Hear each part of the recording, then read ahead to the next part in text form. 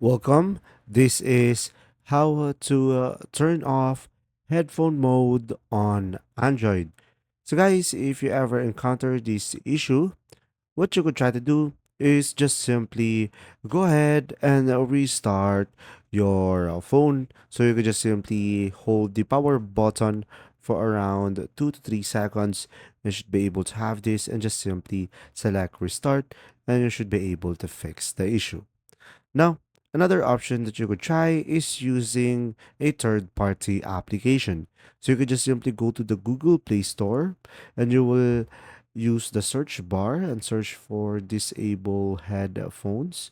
So there are multiple applications that you could use, but I recommend going for this one, disable headphone HDSD toggle. So just simply install this app.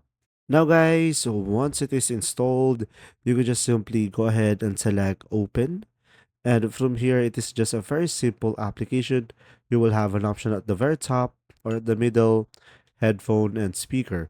So you can just simply put it in on speaker and you should be able to fix the issue. And there you go. I hope this video helped you understand more. If you do, leave a like. And if you have any questions, comment down below and thanks for watching.